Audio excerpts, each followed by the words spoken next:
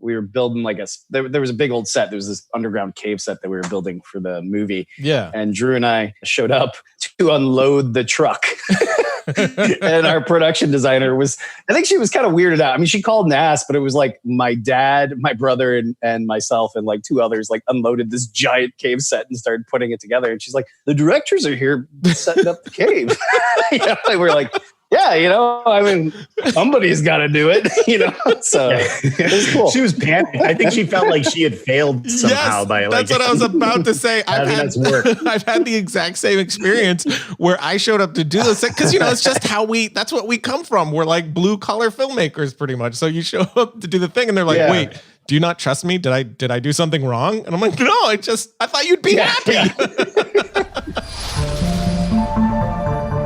Welcome to the Film Riot Podcast. I'm Ryan Conley, and today on the show we have Brett and Drew Pierce. They are writers and directors of the new horror film, The Wretched. It's been out for a bit now, but I think it is the perfect film for Halloween, which is why I wanted to get this out to you guys in October. It's just the perfect time for this sort of old school creature feature, and that's exactly what it is. There's so much nostalgia feel inside of this film that I really enjoyed, and the making of the film was something that it was just, pull yourself up by your bootstraps, blue collar filmmaking, like we said in the open, just going out and making it happen. And you all know that is exactly the type of thing that I very much respond to in the world that I live in as well. Nobody's going to hand it to you. You just have to go make it happen for yourself. And Brett and Drew are very much a part of that thinking. They just go and make things happen for themselves. They wanted to make a film, so they went and made their film. They have a lot of really interesting and insightful things to say about that entire process. But before we get into that, I'm going to thank today's sponsor, which is MusicBed. Of course, we all know how hard it is to find the right music for your film or whatever your project is. And that's why the team at MusicBed has made the platform that they have. They've made it easier than ever for you to find the right songs. It's intuitive and easy to browse and search amazing indie artists and bands with incredible composers like Ryan Talbert and Chad Lawson. The roster is growing every day with over 20,000 songs ranging from cinematic and electronic to indie and hip hop. And you can either get a single song license or subscription that gives you unlimited download. There's something for every type of filmmaker here. And to create a free account to try it out, go to musicbed.com. Plus, as a Film Riot listener, they're giving you 1 month subscription for free or 20% off a single song license. Just enter the promo code Film Riot when you check out. But now, with all that out of the way, let's jump into it with the Pierce brothers. But I do want to jump back to your beginnings, like how you got your start, and starting first with, do you know when that moment was when you realized this is what you wanted to do? You wanted to be filmmakers? I kind of do. For me, just because it was my dad taking me to the movie theater when I was really, really little, and it was a re-release of the original Star Wars. And a weird thing, there was like a Star Wars drum set outside the theater. I just have a vivid memory of it. But no, that makes sense. Yeah, it's just that. It's weird. It's just like stuck in my brain. I don't know why. I'm always like, the Star Wars drum set. But lightsabers and drum he sets. Took us to see Star Wars. Yeah, exactly. So that was it, man. It probably sounds lame to say it was Star Wars, but it was Star Wars. And then it was like our dad was a special effects artist, like it was photographic effects. He worked on the original Evil Dead. Oh wow! And we were just around all those guys when we were around them when we were really little. I was like 2, and Drew was probably like a newborn. They just piled in my mom's basement in Detroit after they had shot Evil Dead down in Tennessee, and they kind of hadn't finished the ending and didn't have a lot of the effects done. So my dad and this other effects artist named Tom Sullivan spent the summer like doing the big gory finale meltdown sequence. So just kind of, honestly, I think it was kind of like them being there and doing that, and Dad always working on movies side. That just inspired us, that we kind of, like you were saying, there's kind of that homegrown mentality that we were just kind of like, you can make your movies with your friends and your family, and you just need like a place to live, your house. You can invite everybody over and you can work on movies. I don't think there was like I don't think there's a specific time for me at all. It's just that our dad, he's probably the biggest film lover of all time. He's like the guy that when you go to see him, like a comedy with him, you don't even want to sit close to him because he laughs too hard at the bad jokes. Yeah. It's embarrassing. Yeah. But so every holiday, everything, it was always movies. And I think that, just from being a kid, that was so infectious to us. And we grew up making shorts. It was just this slow thing where it never felt like a choice. It was inevitable. Like we both loved doing like creative things. Brett and I both loved to draw when we were kids and write and do all sorts of stuff. So it just kind of never felt like a choice. It was just like, yeah, we're going to eventually do that. Yeah. You're just born into it, really. Yeah. Yeah. What about some early childhood films? What are some films that you could kind of look back on and think, those were the things that really influenced me to go in, kind of the specific direction that you've gone in, films that you really, really loved as a kid? Well, one of them was a huge influence on this movie, The Wretched, is our dad worked after Evil Dead. He basically got sort of like a transfer gig, like at CBS Fox. And we were like the first kids in the neighborhood to have a VHS player. Nice. So he got copies of like, I think it was like, we had Fright Night, which I watched to death. Our movie is strongly influenced by Fright Night because I think that structure and that kind of storytelling is just like ingrained in my brain. We wore out that VHS, but we also had the Basil Rathbone, Nigel Bruce, like old Sherlock Holmes, whole box set. It was like 15 of them, which I like obsessed over. Like we watched, over and over and over. And those were just a huge influence. We were just little kids. Yeah. I mean, there was a ton. We watched, our dad, we just had VHS copies. We wore out the original Superman and we wore out Aliens was something that we just played over and over and over again. Yes. That's probably where kind of like we got that was like the movie that we would like put on at night and invite our friends over and we'd all kind of like be scared and watching, but it was kind of a good bridge because it was scary, but it was also an action movie. So in a weird way, somehow that like made it a little less terrifying, but it was still terrifying. It gave you like little breaks.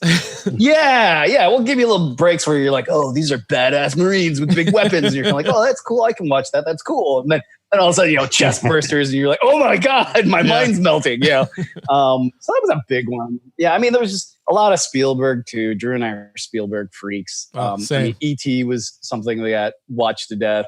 Yeah. Jaws is something that got watched to death.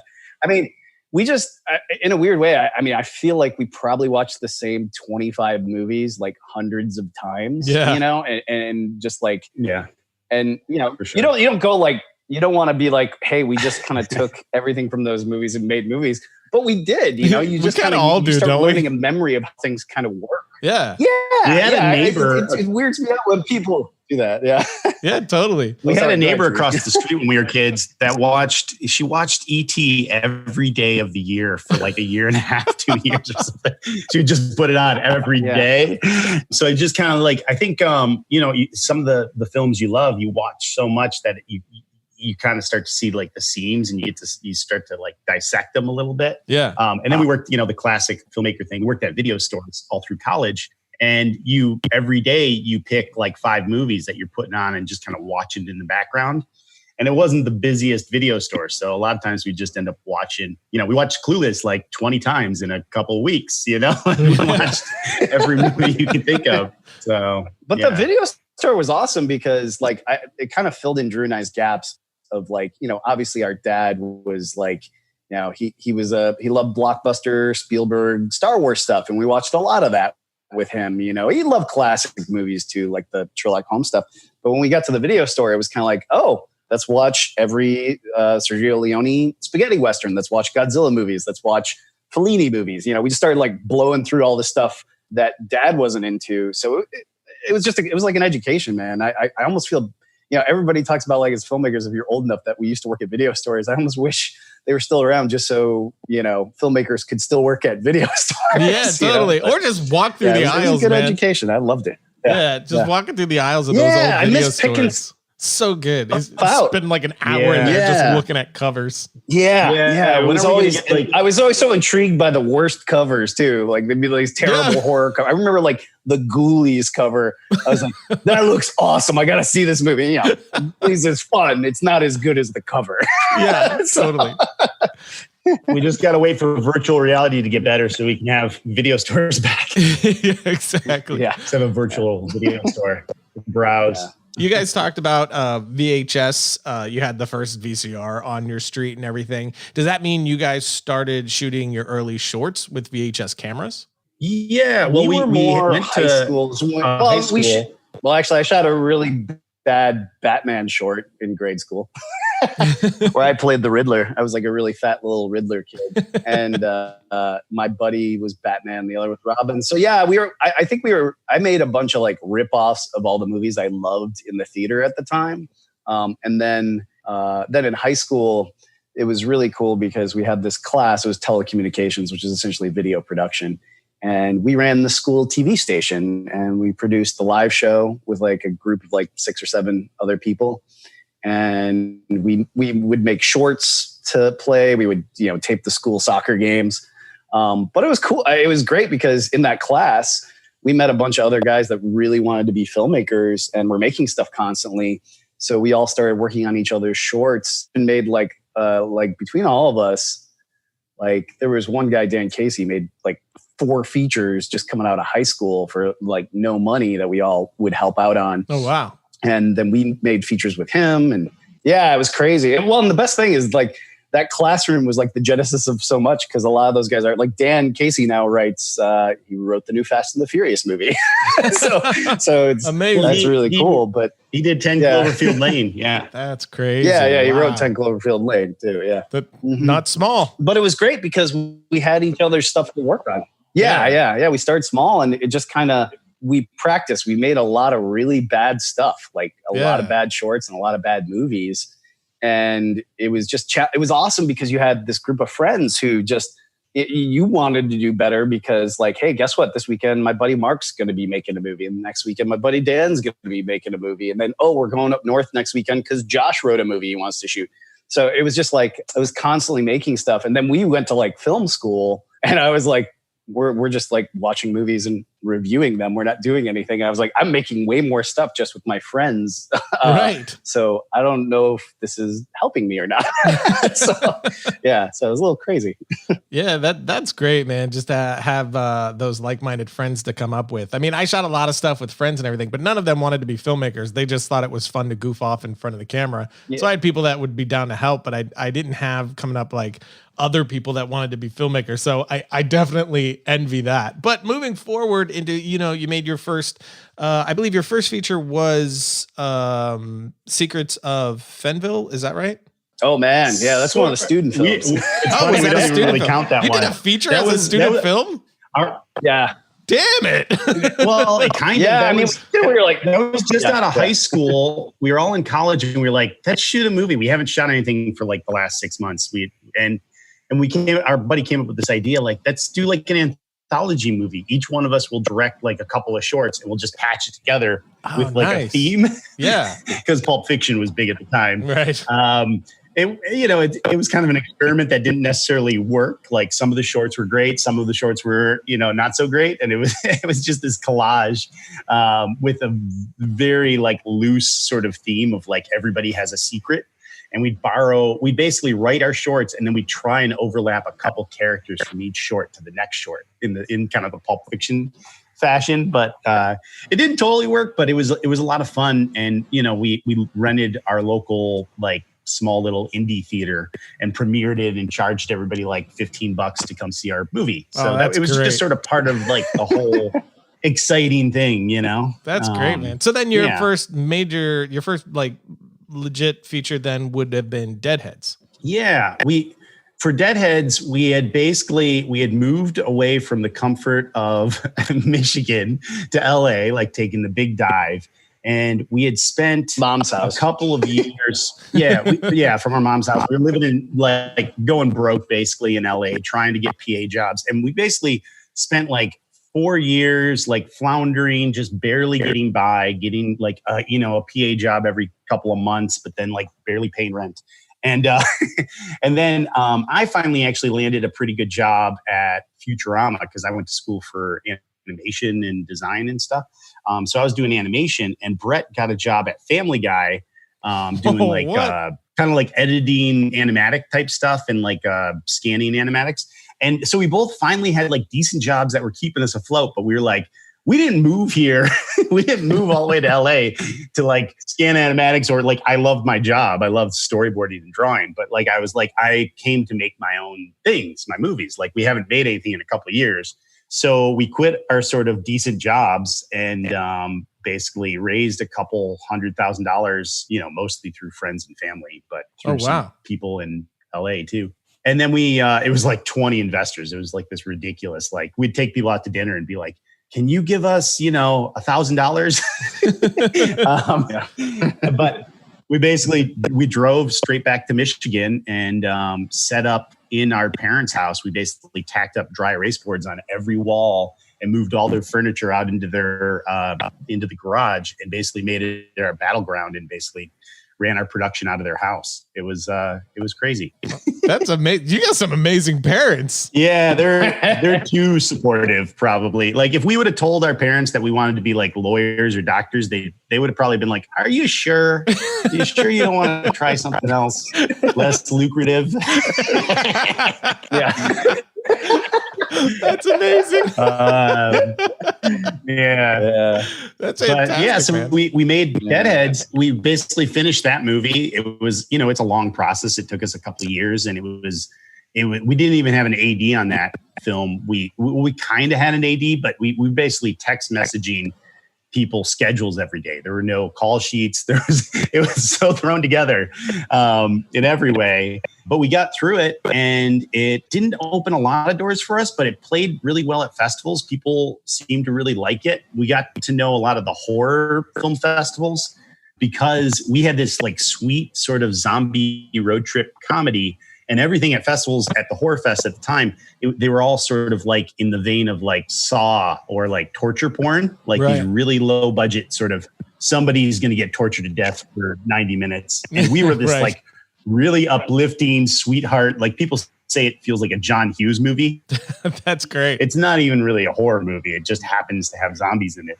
So it did. People really loved it. And we kind of got to learn a lot about the festival scene, and we got distribution and sold to Netflix and Showtime and a bunch of places. So that was our first voyeur, like trying to learn how distribution works, because that's a whole thing no filmmaker knows about. We didn't know anything about. So it was just a really good test case. And then we did the classic mistake of not paying ourselves a penny on the movie. So we went from having like 10 grand in the bank each, like just saved up, like fine. And by the end of the production and through post, we were both like $10,000-$15,000 in debt. Oh man. So we had to go back and get, pick ourselves up and get normal jobs again. And we basically spent, years and years kind of getting ourselves back.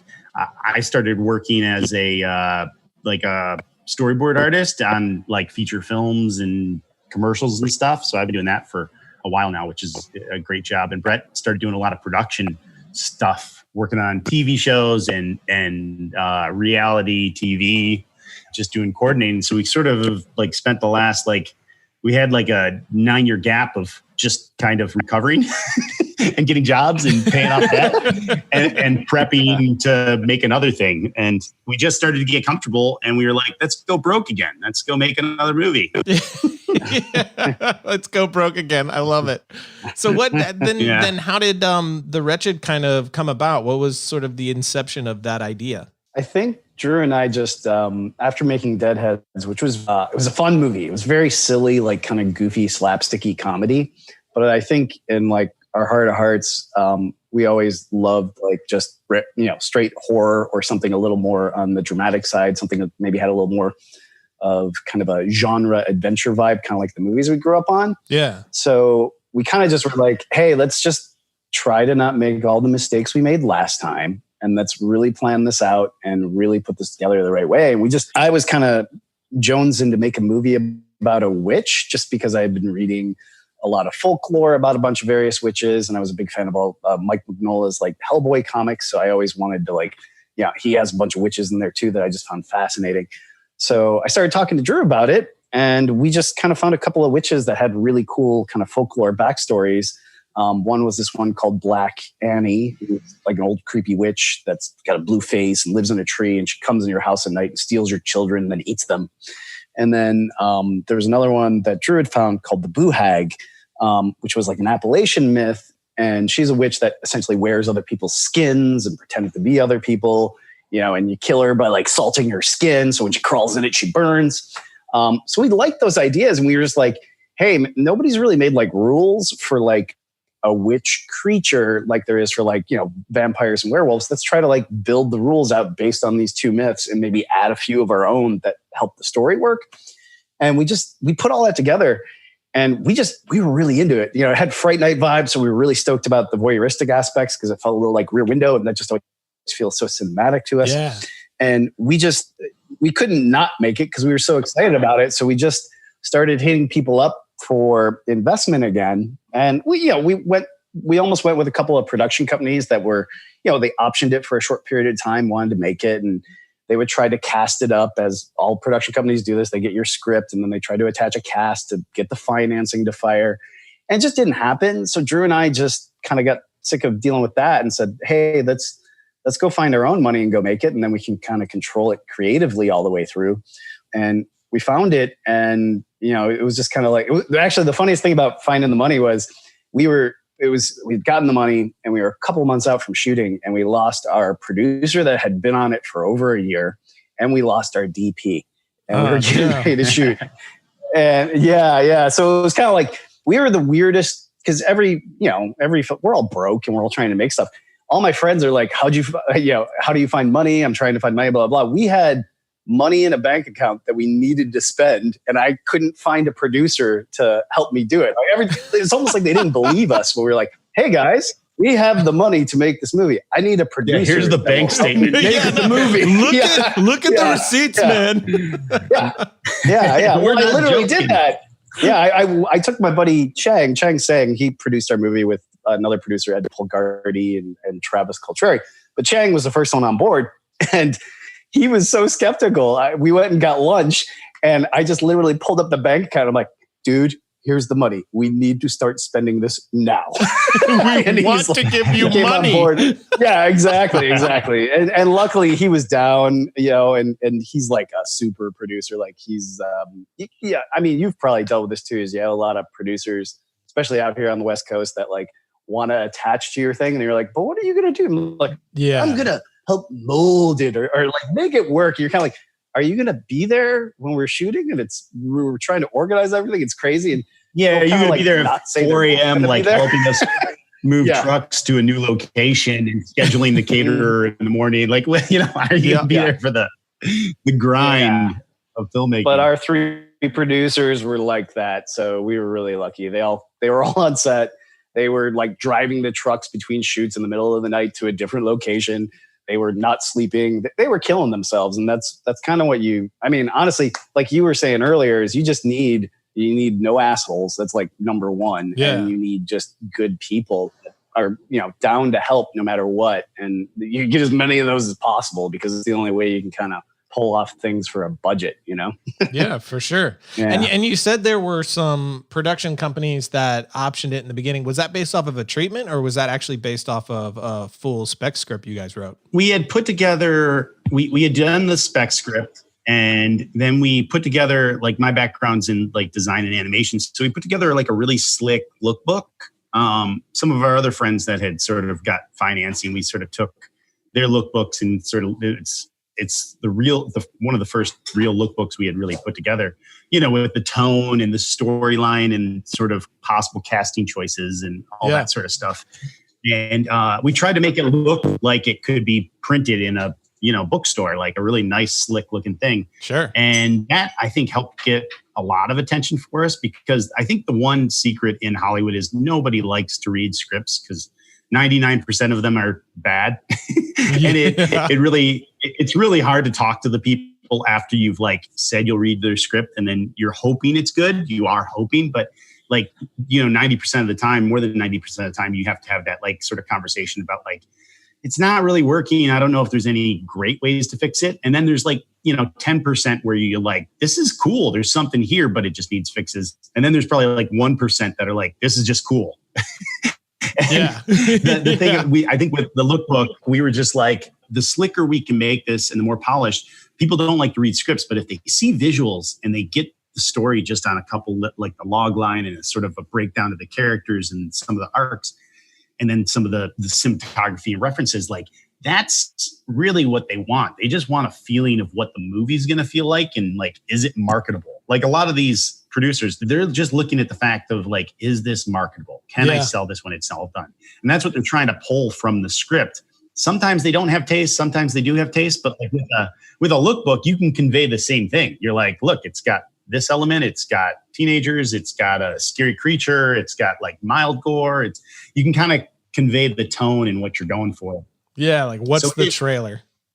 Yeah. So we did that ultimately as they were sort of in the process of trying to find financing. I think we did a Rip-O-Matic too. That was pretty cool. It was just a really short sort of trailer. I mean, everybody's kind of done that where you cut together other films with any shots you have and put a cool soundtrack to it that you don't have copyright to.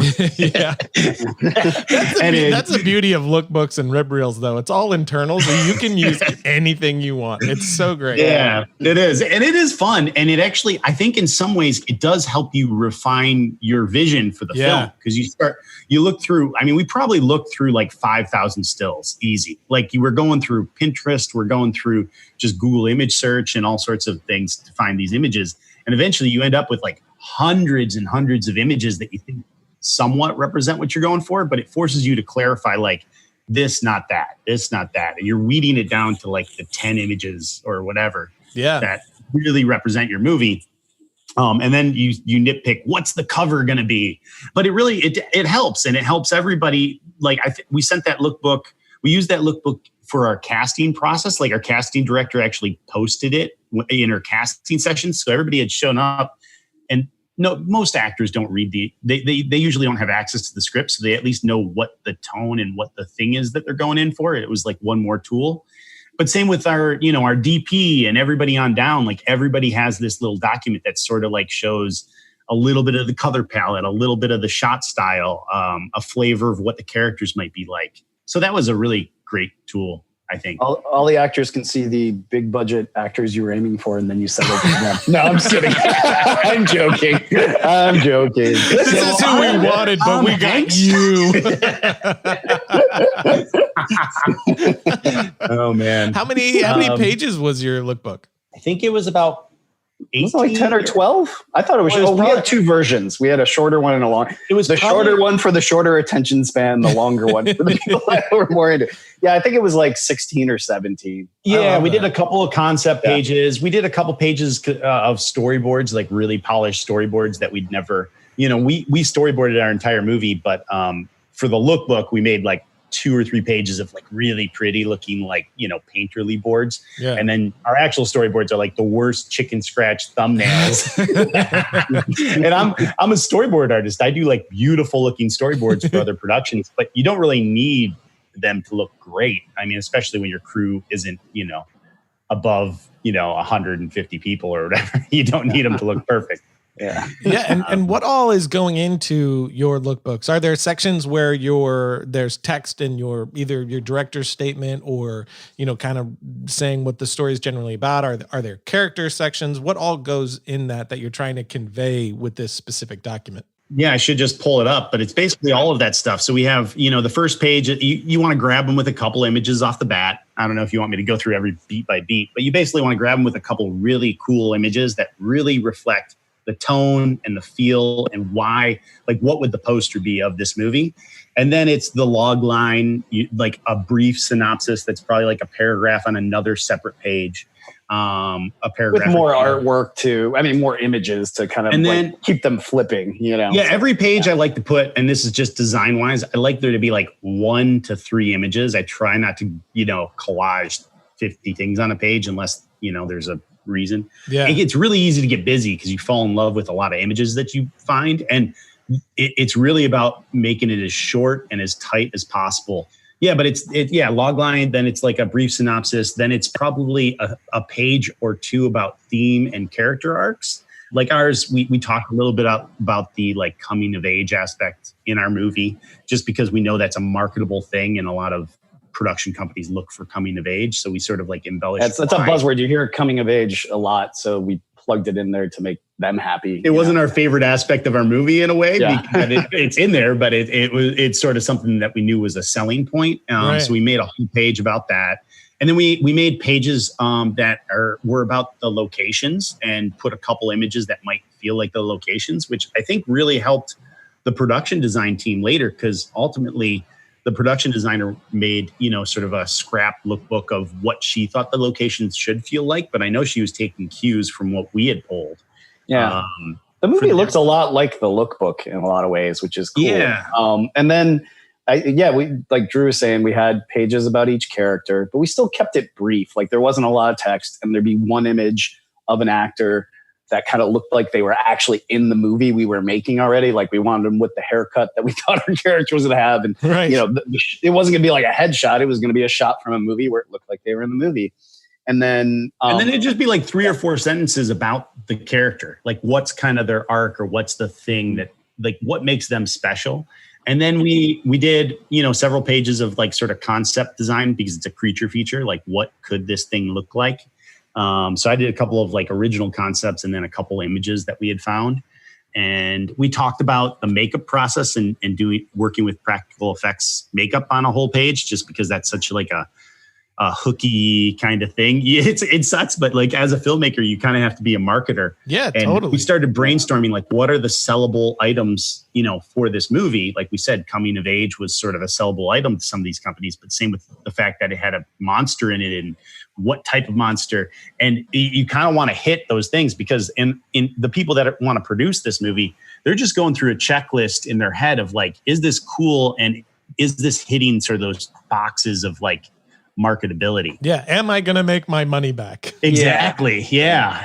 And we talked about like how, it's a horror film, like in the practical makeup effects, we kind of said we wanted to hit this sort of sweet spot of like implying gore, but not too gory, because it's kind of the sweet spot we like. It's kind of in that Spielberg range where it's like, it's scary and there's a lot of things implied. And we've had a lot of reviews that say our movie's so gory. It is not a gory movie. There's so little actual gore in our movie. But there's obviously an impression that we've made on people because of some of the outcomes and things that happen in our movie. So it was sort of something we expressed even in our lookbook stage about that.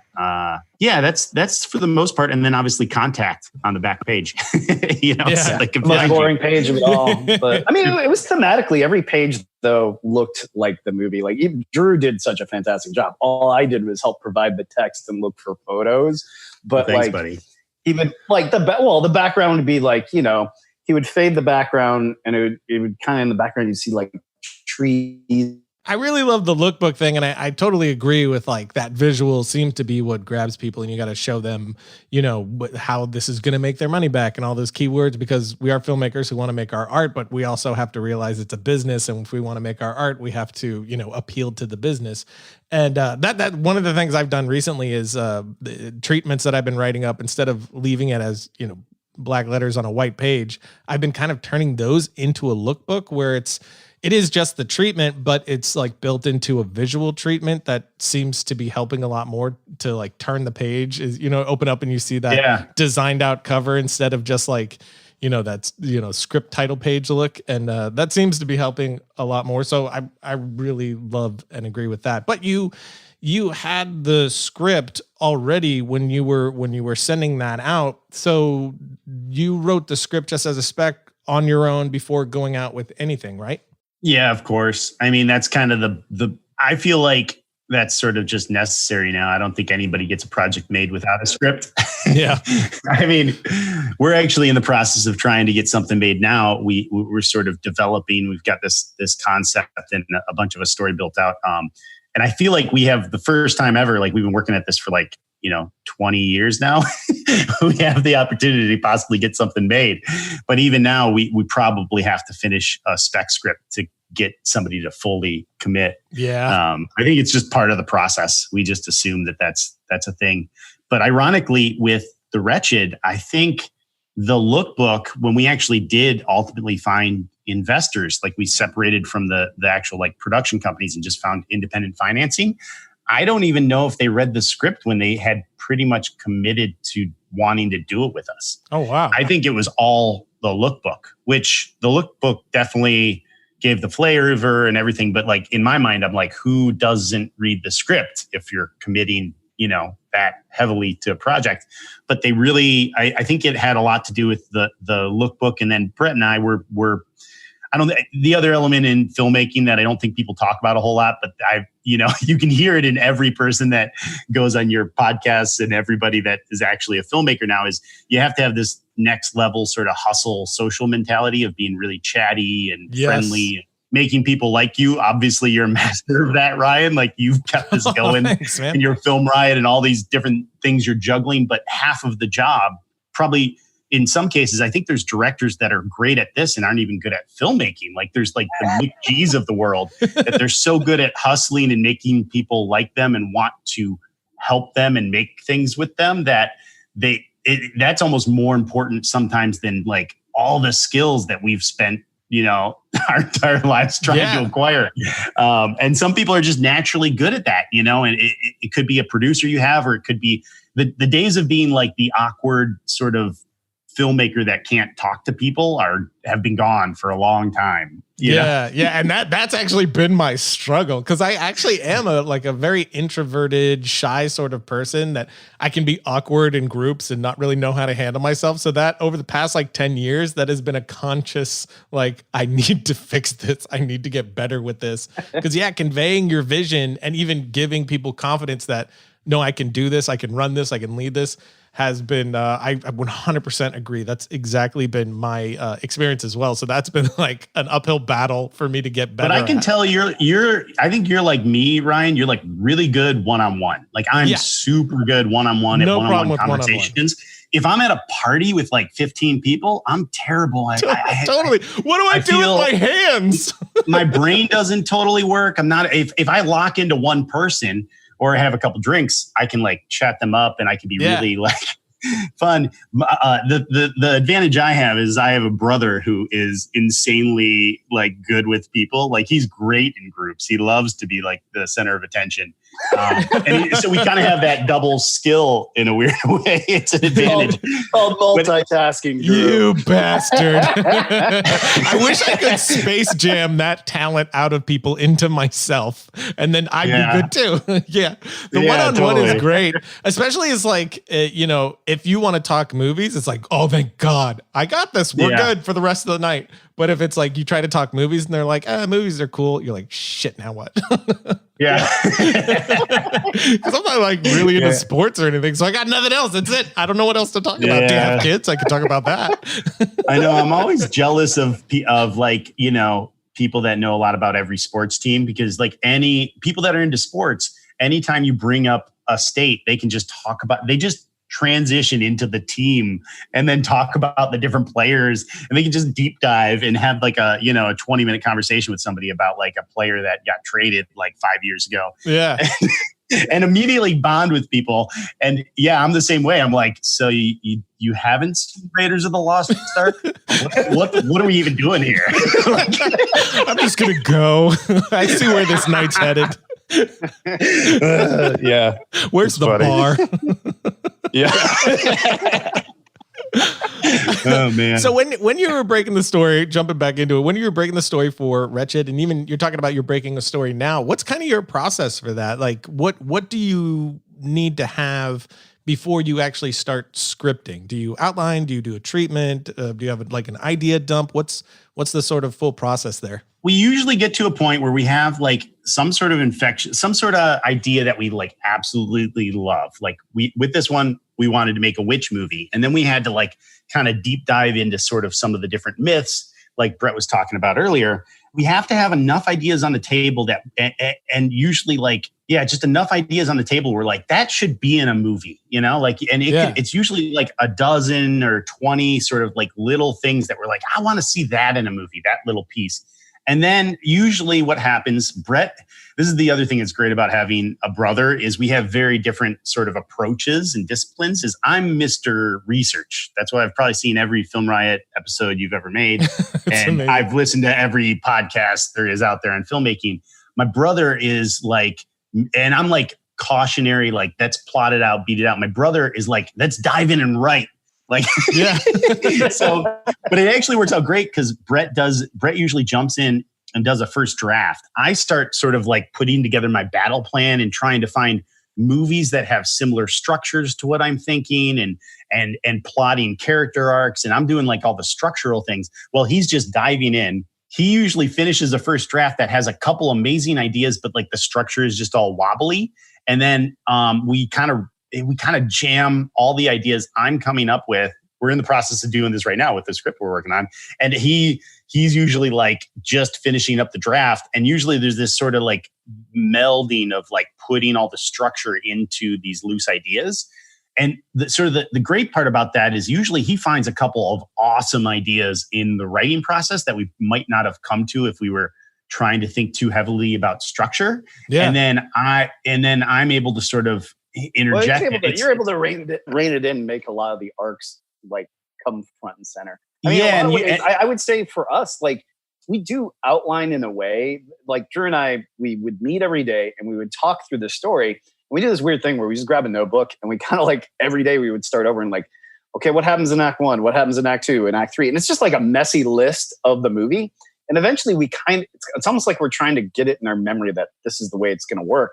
So we have like notebooks and notebooks of us like writing out the Wretched from beginning to end, like just on 2 pages. Like, that's awesome. This is what happens here. This is what happens. Yeah. And I don't necessarily use that to like go write the first draft, but it's in my head. So it's kind of, and it's not perfect, but it's loose enough that I can go any which way I want. But it also kind of has built the movie enough that I can write, a vomit draft that we can work from. Because with The Wretched, we did run into this pitfall at one point where we kept rewriting the first act over and over again, and we weren't getting past it. And eventually I just told Drew, I'm like, we've talked about this all the way through and all this other stuff. Just let me finish a draft. It doesn't have to be good. I just want to finish it so we can work on it. And, I tucked away for like 3-4 weeks or something and finished it and then came back and he was working on all his ideas on the side. And it's really that second draft just because it just becomes really apparent what's not working. And I kind of need to know what's not working by trying to do it. My mind doesn't, and I just think if I over plot it, I kind of spoil the fun of discovering and writing things and staying excited about it. So I need to kind of let myself be excited for that first draft, even if it's messy, before we, because it's so much easier to rewrite. It's so much easier to just like, yeah, I see the problem. I read it. It's not working. Let's fix it. Oh my God, yes. Yeah. And I like that process. It's actually fun. Once we sort of combine, usually after we get that super rough first draft and the plot stuff, then we sort of just rewrite together. We just pass it back and forth. And a lot of times we're just rewriting things whole cloth, but we'll grab little bits of dialogue or little bits of description if they're still, whatever, viable. Yeah. And it just cobbled together sort of. And then, we do that until we kind of get a couple of drafts in and we feel good about it. I mean, the number one thing for us, I think, is once we're a couple of drafts in, we kind of just make sure that every scene has something we're really excited about. Like you feel in your gut, like I have to shoot this scene. Like this is so cool. There's something so fun or unique or special. And we also sort of have this other dummy check, but it's sort of like, are the characters making a choice within the last couple scenes? Is there like a really interesting choice that they make that is surprising or exciting in some way? And it's sort of like, if we get through the whole script and there's at least something in every scene that we're excited about, or a good character choice, then we feel like we've gotten to a place where we can at least start sending it out. Yeah, that's a really smart checklist. I like that a lot. And I really like how it sounds like you guys work with each other during the writing phase. That's really interesting. But what about the directing phase? Because you guys obviously directed it as well. How are you collaborating as directors on this thing in pre-production and production? It's kind of a boring answer because it's so seamless. We're such pre-planners, and being a storyboard artist, I've storyboarded the whole movie with my brother. Like we collaborate on all the ideas. So like by the time we're actually shooting, we're 100% on the same page. Like we've gone over the shots. Even the morning of when we shoot, we'll like cut shot. We've got a shot list compiled for the entire shoot, and we'll cut like the 4 shots that day because we don't think we're going to be able to get to them. So we kind of know exactly what our plan is. So shooting wise and department wise, we've talked everything to death, even from costumes to production design. The only thing that like directing wise, like we used to like, we'd get really excited whenever we'd have the chance to direct actors, like as you do as like budding filmmakers. And we'd both run up and throw, 3 little nuggets at like an actor after each take. And, we realized after our first like several movies that like we were just overwhelming these poor actors. And they were getting 2 faces, like 2 people just talking to you when you're trying to get into an emotional place is just too much. So we started doing this thing where we basically send like an ambassador. We both like giddily like love to work with actors. Like it's so much fun. Yeah. So like sometimes I'll go up like for a series of a couple things, but Brett and I will discuss the notes beforehand. And a lot of times we'll come up with like 5 things that we want changed on a take, and we'll restrict it to only like 2, depending on where we think, like you don't want to like overload your actor. You're like, these are the 2 critical things I definitely want to change. I don't want to tell them to stop, swatting at their face or whatever, like in that one moment or like this, because like that might matter for like one little shot or one little moment, but I want to give them like this sort of the broad strokes and the things that are really crucial to the scene.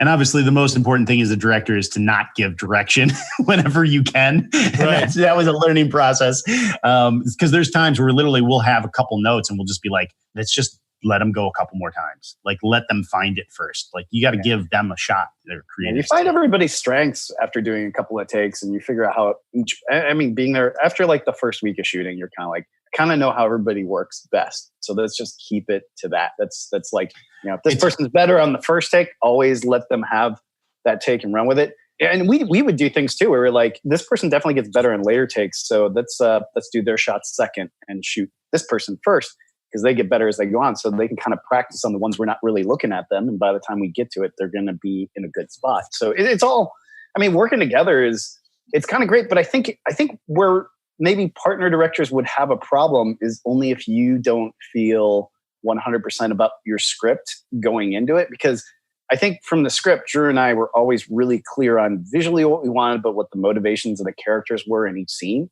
So when we were on set, there wasn't any like, well, do they feel this way? Or why would they do this? It's like, we've kind of had those discussions so much before because we were so paranoid they weren't going to work that we know already. So it's very easy to work with Drew just because you're going to get the same answer from him that you get from me. And then, the thing is, there's 2 of us. It's awesome. It's like, it's way, yeah.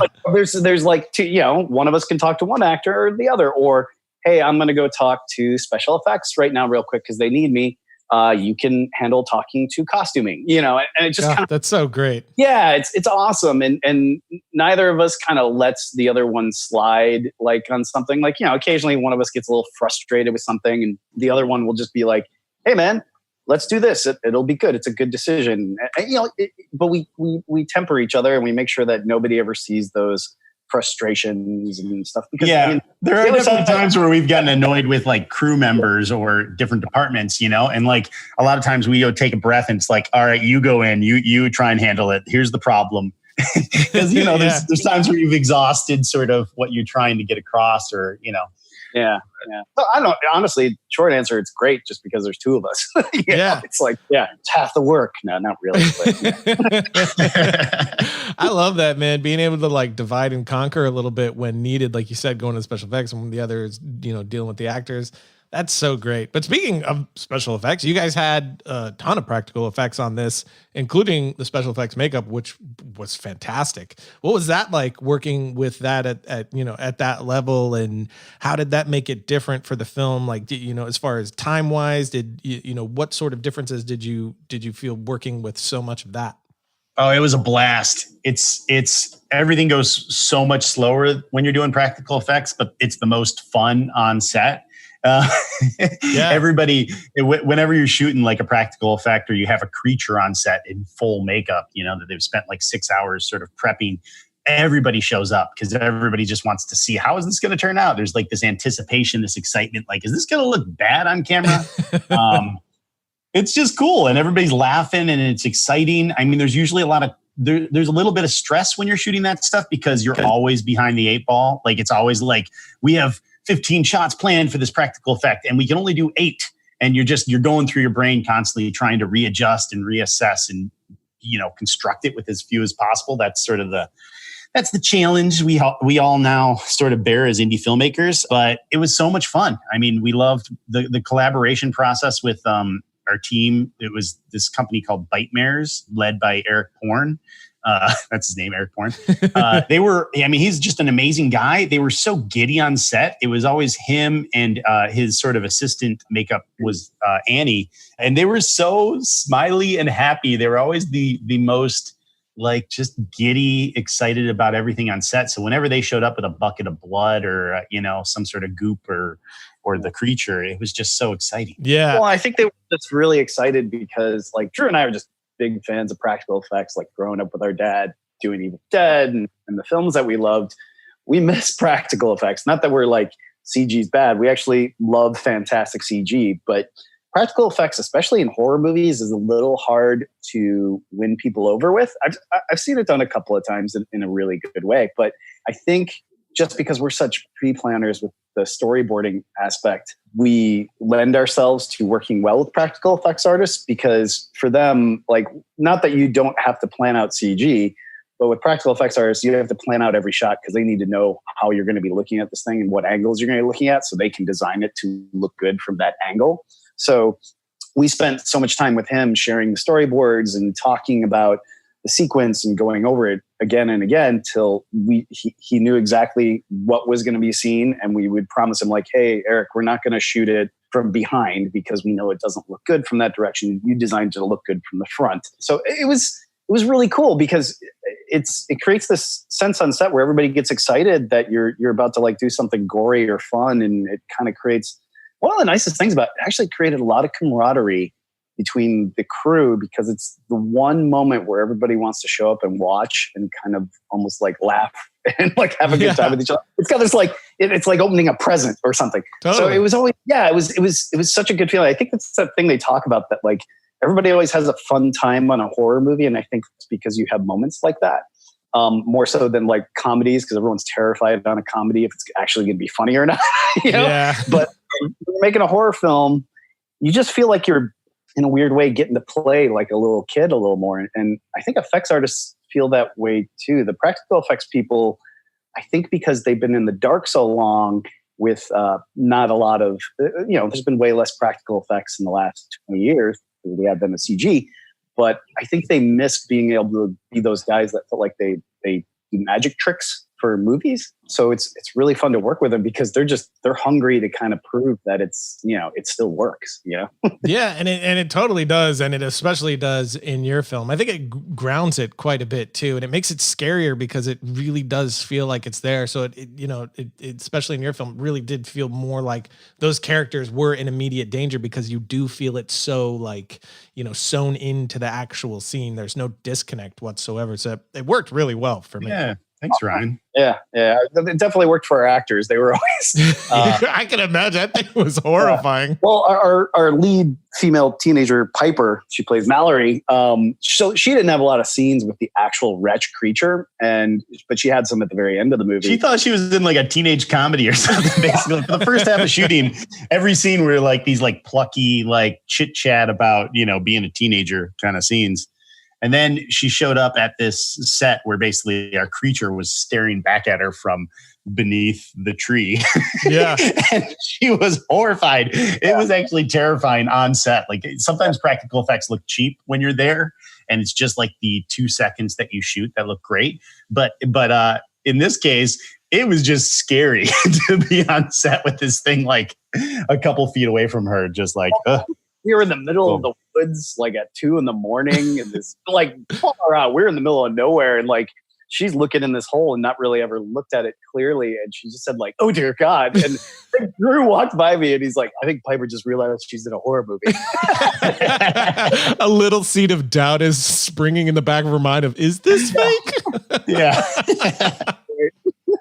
That's funny. But to wrap us up, I have 2 more questions for you. The first one is, for me, every single production without fail that I'm on, there's something significant that I learn or is a big reminder moment of something maybe that I already knew, but it felt like it just got, put back into my mind in a really big way.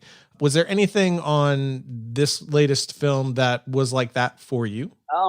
For me, and I think this is the same for Drew, is like, it's trust your gut. Like when you're shooting a film, and if you feel like you're not, for some reason in the back of your mind, something's not working, you're not getting what you need, other people are around and saying, okay, well, the clock's ticking, we got to move on, or we just can't do that right now, and it'll be okay, it'll be fine, we'll fix it in the edit. No, trust your gut. Something's not going to work in the edit when you're just like, you're going, yeah, today. Yeah. You don't want to be like, you've had these conversations, you're probably later talking to somebody, you're like, yeah, I think today's going to be fine. Yeah, we got it, right? It's like, yeah, when you got it, and when you don't. So if when you're on set, there's it could be 15, it could be 50 people around you, but the truth is there's only like a couple people on set that really know if you got it, and you're one of them as the director. Yeah. But a lot of people don't even read the script on set. Like a lot of people are just staring like, oh, this is what happens today. They might read the sides in the morning when they show up after breakfast, but you're the only one that knows, like, do we have enough coverage to make this work in the edit, especially if you sat through edits before? And your DP, a lot of times your DP, they're not editors. They're not, they know what a pretty shot is, but they don't know if this is going to construct and work in a theater. Yeah. And, your scripty, they're great at keeping track of stuff, but there's nobody like on set. Hopefully you have like a collaborator or a producer or somebody that says like, that doesn't look good enough, or we need another shot to just make sure. But you just got to trust your gut, because everybody on set is always, even every department, they're always like, it's constantly this pressure. Are we going to move on? And just, it sounds so basic, but trust your instincts, because you're the only person that has those instincts. Nobody else on set is going to tell you, no, guys, like at the end of the day, it has to be good. The bar of entry for any indie movie is to be as good as a Marvel movie now. So if you just shot a scene and it's not as good as any scene in a Marvel movie, you got to like at least think like, how can I make this special in some way? Did it work? Is it going to pay off? Yeah, it's sort of that thing. And there definitely are scenes here and there that we had to like save where we didn't trust our gut, and it caught us, and we either shot a pickup or made something work. And it's just one of those things, like, it's an example of make it as good as you can. Drew and I probably flew back about 4 months after we shot the movie to Michigan with a camera, just the two of us, running around getting extra shots without any lights. Another Film Riot video we watched. I think I watched your review of the Ursa Mini, because we had shot the movie with an Alexa Mini, which is an amazing camera for indie filmmakers, and we had Cook anamorphic primes, which were great. I beautiful. love those. And then we finished, and we had to. This was very like DIY. Like Brett and I, the summer season was about to end where we shot, and we shot closer to the winter, so there were no boats, there were no people on the beach, and we needed some pickup shots of basically like locations, because we just didn't have anything that looked like Jaws basically. And we didn't have the budget to go get our Alexa Mini and our whole package for like 3 or 4 days, but we quickly booked some tickets. And I basically, like, the best sort of like comparison at the time that we could afford was, I just watched your review of the Ursa Mini and a bunch of other cameras and stuff that you guys had. But we wound up getting that with some decent sort of like cheaper. They were some comparison like Cook. They weren't anamorphic, but we just put like an anamorphic filter on them. But the shots turned out beautiful. They actually looked pretty great.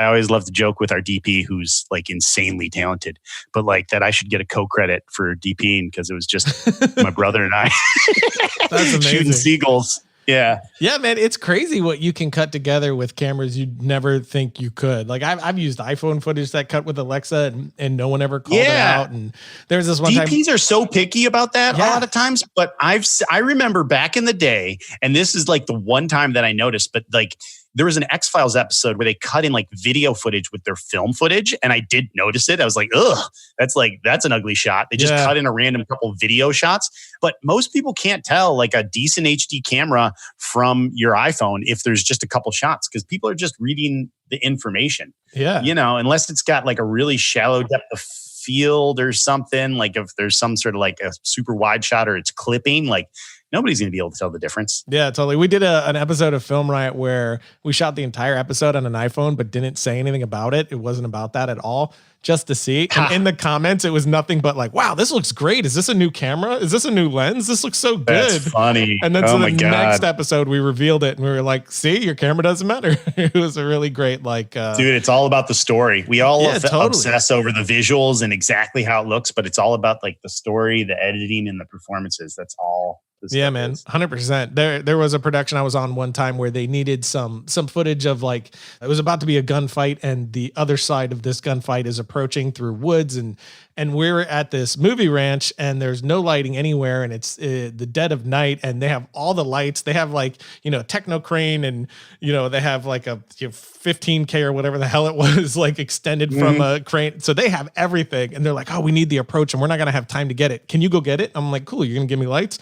No, we can't spare any lights. Just go get it. And I'm like, what the hell are you talking about? It's the middle of a literal forest at night. And thankfully I just happen to have an A7S Mark II with me, which I'm sure that's a low light beast. So I took that, and I happen to have a Westcott ice light too. Have you ever seen those? They're like a little wand light that you hold in your hand. Oh, that's cool.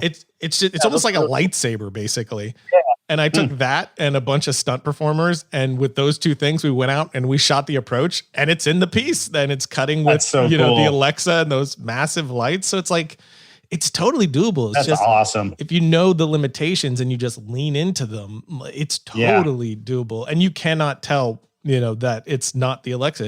It cuts perfectly. The colorist did an amazing job matching everything up. But my last question would be advice for new filmmakers, specifically, like you guys are killing it with the horror, especially this latest film. What would your advice be for a new filmmaker wanting to get into horror films? Oh my God. Do you have you have a couple weeks?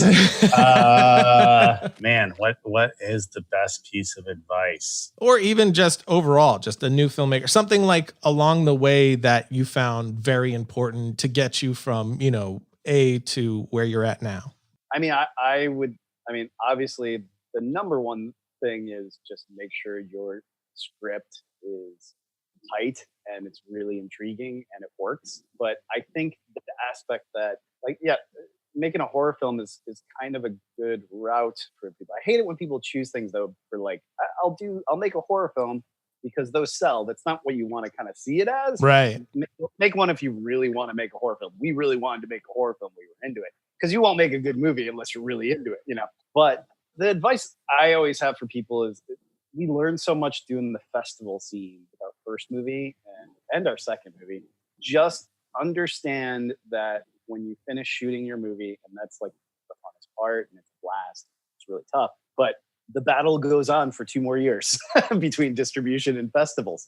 So just, make as many friends at festivals with programmers, people that work at festivals. Make sure you keep their contact info for when you make your next movie after that too. It is a huge benefit to be friends with all those people. And I'm not saying that festivals are like, they're not fixed. It's not like people you're not going to get in unless they like your movie. But what you can do is if you know people at those festivals, you can contact them when you finish a movie and say, hey, I made a new movie, and they'll most likely just watch it without you having to submit through the other channels where there's an easier chance of your movie getting kind of bumped out because, every film festival has 3 or 4 people are going to watch it before the person who decides if it's going to get programmed is. So just make friends with all those people at those festivals and make sure you're tight with them and go to those festivals when you get in because it's going to benefit your next movie. It's going to benefit distribution. Don't think that just finishing the movie and making a good movie is the end. There's a lot more work after that. And I can't wait till, I don't know if this will ever happen. I can't wait till Drew and I can just worry about telling a good story and making a movie that we're into. Yeah. I'm so excited about it. We've been doing deliverables on our movie for months. I hate it. I don't ever want to do it again. There's all these things you have to do that, don't have anything to do with the fun stuff, but you keep your head down and make sure you learn about all the non-fun stuff and, treat it just like you did on the movie, killing yourself. Kill yourself to get into that good festival. Kill yourself to get it in front of a distributor that you think will actually pick it up. It's just there's so much more just after finishing the movie. I would say 2 real quick pieces of advice is find people that you trust and that want to make movies. Like the big key to making anything is finding other people that are like passionate and really interested in doing it with you. Yeah. And so it's really about finding the community. Obviously, take a note from Ryan over here. He's on a massive community and built that out. But that's the people that have succeeded. It's because they've built a community of other people. Like if you're not a screenwriter, find a really good screenwriter and work with them. And if you're not a DP, try and help out on their projects and just try and find a community. That's like, you kind of have to have that to become a filmmaker. And then the other thing that I think really helps is find an audience, which is really tricky, but like posting stuff on YouTube and engaging with them to find out what worked and what didn't.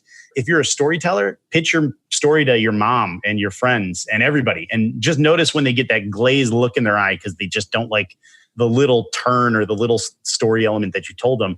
Like that's sort of the key to sort of getting better, like making better things, is just showing it to people all the time and really taking their feedback to heart and trying to think how you can make it just a little bit better. And Brett and I, I pitch my story nonstop to my wife, who is like the ultimate producer. She like doesn't want to hear any more story pitches. She doesn't care about film. She just wants to talk about, whatever it is. It's like being in the room is you basically like have to be so compelling when you're pitching things, or when you make a short, like get that feedback, show it to people, take to heart, ask them what they liked, what they didn't. And the people that tend to get better are the ones that are able to sort of find an audience. Like Film Riot is like when Ryan makes a short and he gets like hundreds and hundreds of comments and people talking about the shorts. He knows what worked and what didn't, and he's going to take that into his next sort of project. And we were lucky to have that community of like friends and filmmakers when we'd show at the local theaters. But that's sort of I think that's key to getting better. It's all, like, to reiterate what Drew said though, just bring on good people, hire good people. Because the one thing I realized is when we did Deadheads, Drew and I were overloaded.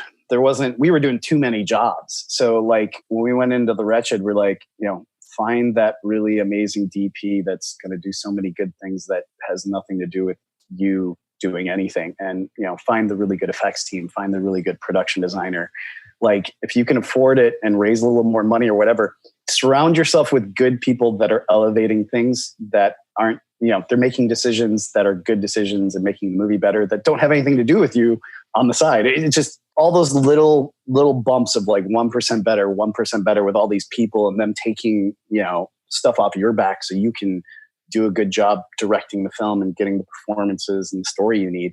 That's like, I'm so happy with The Wretched because I just feel like we had such a strong team around us that like Drew and I actually got to tell a story more so than we ever got to before because we had other people doing fantastic jobs around us, Yeah, it's amazing how much your specific vision can be realized so much closer to what you had in your head when you release those things that you shouldn't be doing. Yeah. Yes. Yeah. And as like indie guys, sometimes it's hard to let go of a few of those things. Yeah, you're very true. Very true. Yeah, you're kind of like, no. I need to control this. And sometimes Drew and I would tell each other like, hey man, they're really good at what they do. Let them do it.